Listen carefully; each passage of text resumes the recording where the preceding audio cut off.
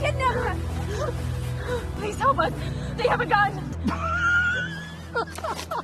Niatnya sih mau liburan dan mendapatkan kebahagiaan.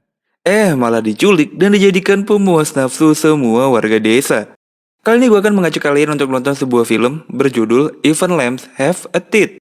Film ini mengisahkan dua orang sahabat yang niatnya sih mau liburan ya, tapi mereka malah diculik dan dibawa ke sebuah desa untuk dinikmati bersama-sama. Jadi di sepanjang film, kita akan melihat bagaimana para warga desa menikmati dan dilayani nih oleh dua orang sahabat ini cuy. Lalu bagaimanakah kelanjutannya? Langsung aja yuk kita tonton filmnya. Intro. Kisah kali ini berfokus pada dua orang sahabat, yaitu Katie dan Sloane. Katie adalah seorang gadis culun yang sangat taat agama dan rajin menabung. Berbeda dengan Sloane yang sangat antusias dan sangat semangat untuk mendapatkan pria cuy. Ya mereka saling melengkapi lah ya. Jadi ceritanya mereka mau pergi ke sebuah desa dan di sana mereka akan melakukan penelitian di sebuah peternakan cuy. Selama mereka di desa nanti, mereka akan diawasi oleh pamannya Katie yang bernama Jason. Seperti biasa, Sloane malah lebih tertarik nih untuk menggoda Jason daripada melakukan penelitian di peternakan nanti ya. Singkat cerita, Jason pun datang dan menjemput mereka berdua.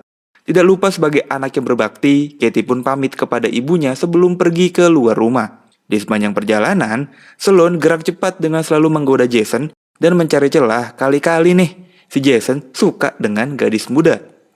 Tapi Jason yang ternyata seorang agen FBI menanggapi dengan santai dan mengaku kalau dia sudah punya pacar cuy.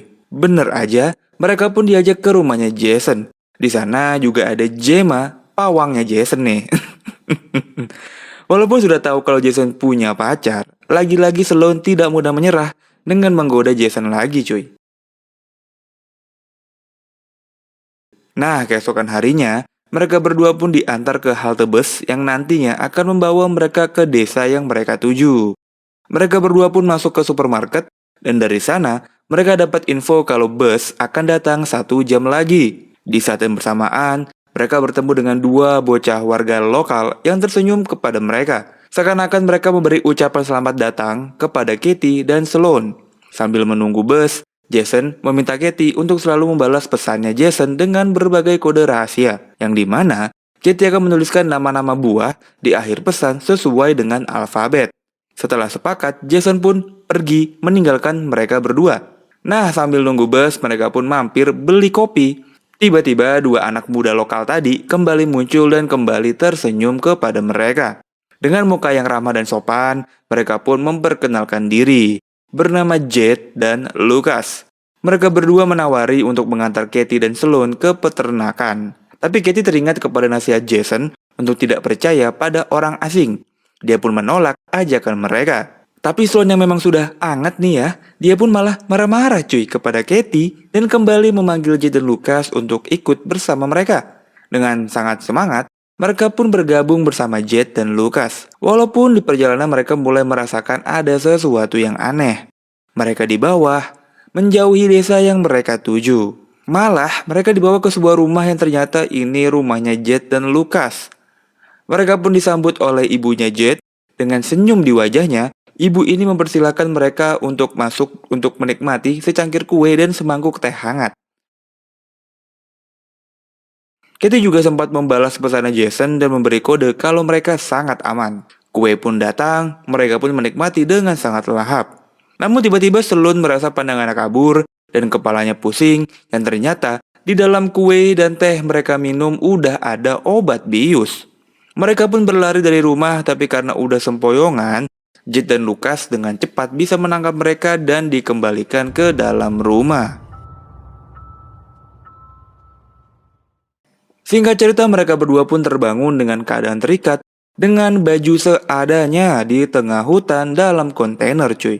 Mereka pun panik, yang bisa dilakukan ya cuma minta tolong, mencari pertolongan apakah ada yang bisa membantu mereka. Tiba-tiba datang Jed dengan tersenyum puas. Dia pun berkata percuma mencari pertolongan. Tidak ada orang yang akan datang menolong mereka. Jed pun memberikan alat mandi dan menjelaskan apa yang harus mereka lakukan. Setelah itu datanglah seorang pria bernama Boris yang sepertinya Dia inilah dalang di balik ini semua cuy.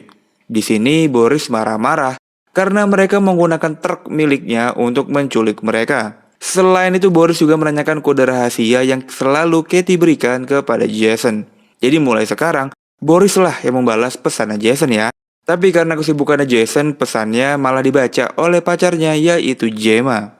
Hari-hari berlalu, mereka pun mulai terpaksa hidup seperti ini. Mereka harus mandi sambil diawasi oleh Jet yang menodong mereka dengan 2 buah pistol. Yang satu dipegang, yang satunya lagi, sudahlah. Tiba-tiba datang sheriff bernama Andrew. Bagai angin surga, Katie dan Sloan langsung berlari untuk berlindung di balik Sheriff Andrew.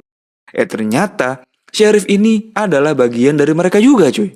Sheriff Andrew adalah sheriff korup yang datang untuk meminta jatah supaya aktivitas mereka tetap aman dan kondusif. Bukan cuma itu aja, Jet dan Lucas mempersilahkan sheriff korup ini untuk menikmati mereka berdua nih. Sheriff korup ini pun menikmati Katie yang ternyata hal ini adalah pertama kalinya Katie digenjot oleh seorang pria. Dia pun hanya bisa menangis.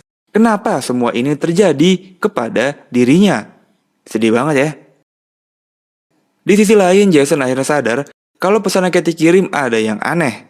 Dia pun juga mendapat info kalau Katie dan Sloan belum tiba di desa tujuan mereka. Jason pun khawatir, dia pun pergi mencari keberadaan keponakannya ini. Sedangkan mereka berdua harus kembali melayani pelanggan berikutnya. Kali ini seorang abang-abang brewok yang datang dan langsung memilih Sloan sebagai lawan mainnya. Dengan sangat kasar, dia memperlakukan Sloan seakan-akan tidak punya harga diri lagi cuy. Sloan cuma bisa mengerang kesakitan saat bermain dengan abang brewok ini. Sedangkan Katie hanya bisa menangis dan menjerit mendengar suara sahabatnya ini cuy. Nggak cuma sampai situ aja ya. Setelah abang brewok ini pulang, datang lagi nih seorang pelanggan dengan menggunakan kepala babi.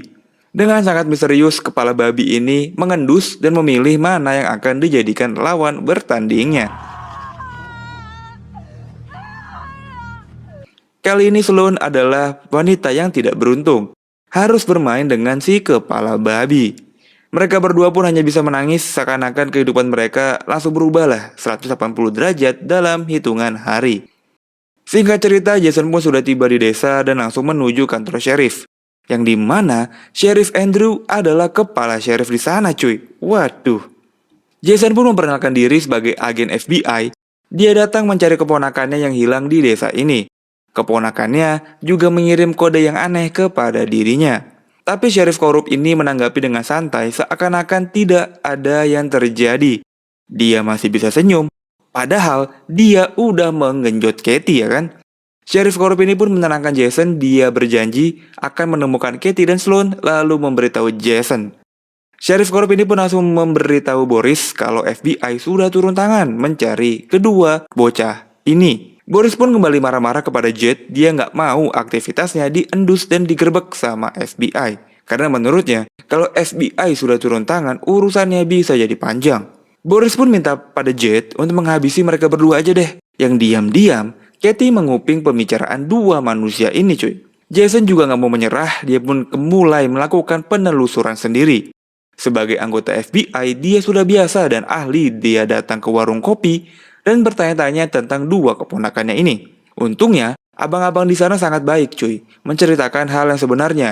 Kalau Katie dan Sloan pergi bersama dua pemuda naik truk berwarna biru. Ternyata di dunia ini masih ada orang baik ya. Singkat cerita, Jet dan Lucas minta tolong abang bewok ini menjaga mereka berdua. Nah, disinilah jiwa-jiwa psikopatnya Katie mulai muncul. Dia pun mulai menggoda abang bewok sampai abang bewok lengah. Dan dia serang abang bewok hingga tewas cuy. Mereka pun terus bersembunyi sampai sheriff korup datang dan melihat abang bewok sudah beda alam. Nah, Katie dan Sloan pun kabur menggunakan mobilnya sheriff korup ini cuy. Mereka pun terus ngegas untuk pergi dari desa ini. Tapi di perjalanan mereka melihat dua gadis lain yang memberi kode. Seakan-akan mereka adalah korban selanjutnya dari Jet dan Lucas. Sehingga membuat mereka ini merasa kasihan dan memutuskan putar balik untuk menghabisi dan memberantas para pria bejat ini cuy. Tujuan pertama mereka adalah toko peralatan. Mereka beli alat tempur dari benda tajam sampai benda tumpul. Seakan-akan mereka nih mau tawuran cuy. Senggol dong. Mereka juga bertanya di mana tempat tinggalnya Boris. Nggak perlu waktu lama, ketika Boris sampai rumah, ia pun sudah disambut dengan dua gadis manis yang kini sudah berubah menjadi psikopat. Katie dan Sloan yang sekarang bukanlah Katie dan Sloan yang kita kenal. Mereka sudah tidak punya ampun dalam menghukum dan menghabisi Boris ini cuy. Mereka juga bertanya di mana tempat tinggal si kepala babi itu. Boris pun memberitahu di mana dia berada dan ya udah, Boris diberi pelajaran yang membuat dia hanya bisa berteriak. Di saat yang bersamaan, Jason datang dan melihat kalau Boris sudah beda alam. Sedangkan Katie dan Sloan kabur menggunakan mobilnya Boris. Di sini, baik Jason dan mereka berdua saling tidak mengetahui ya. Jason pun kebingungan memilih untuk pergi ke kantor sheriff. Lagi-lagi, Jason bertemu dengan Sheriff Andrew dan melaporkan kalau dia menemukan Boris sudah tewas mengenaskan. Dia pun mencoba nelpon HP-nya Katie yang ternyata HP Katie ada di kantongnya Sheriff Andrew ini cuy. Sheriff korup ini pun langsung menodongkan pistol kepada Jason. Di sisi lain, Katie dan Sloan sudah sampai di tempatnya kepala babi, yang ternyata dia adalah seorang pastor. Sloan pun datang dengan sebuah tongkat baseball, tapi pastor ini tidak takut sama sekali, dan malah menantang Sloan. Dia lupa kalau masih ada Katie ya cuy. Mereka pun lalu pergi dari gereja dan pergi ke sebuah toko untuk membeli korek. Yang ternyata pastor ini masih dibawa di mobil mereka untuk menyapu jalan. Dengan bentuk yang sudah tidak karuan, pastor ini masih aja mengoceh dan meracau kepada mereka. Sampai akhirnya Katie dan Sloan membakar pastor ini menggunakan bensin dan ditinggal gitu aja. Sedangkan Jason harus dikurung oleh sheriff, diikat dan disumpel supaya nggak bisa kabur. Sedangkan sheriff malah asik bermain dengan mainan barunya ini. Dua gadis cantik premium yang sangat aduhai mantap mempesona. Yang ternyata di belakangnya udah ada Katie dan Sloan yang ingin membalas dendam. Sheriff Andrew pun terduduk terikat dan dia pun diajak bermain dengan Katie dan Sloan. Sheriff ini diajak bermain tembak pistol, yang dimana pistol ini berisi satu peluru dan ditembak bergantian. Yang ujung-ujungnya Sheriff Andrew mati juga cuy. Katie dan Sloan lalu membebaskan para gadis ini dan juga menyuruh mereka membebaskan Jason tapi jangan menceritakan keberadaan mereka. Selain itu, ibu-ibu ini pun tiba-tiba jatuh pingsan cuy setelah minum. Yang dimana minuman itu sudah diberi obat bius oleh Katie dan Sloan. Selain ibu ini, di sana juga ada Jade yang sudah siap untuk pergi ke alam lain dan juga Lucas. Dimulai dengan Jade, ibu ini harus menyaksikan bagaimana Katie dan Sloan menghabisi Jade secara membabi buta. Sekarang, gilirannya Lucas. Karena Lucas baik dan sopan, mereka pun membebaskan Lucas dan membiarkan dia hidup. Tapi, Lucas harus membunuh ibunya sendiri. Waduh, ya tentu Lucas tidak mampu melakukan hal ini. Akhirnya, Lucas pun di headshot tepat di jidatnya.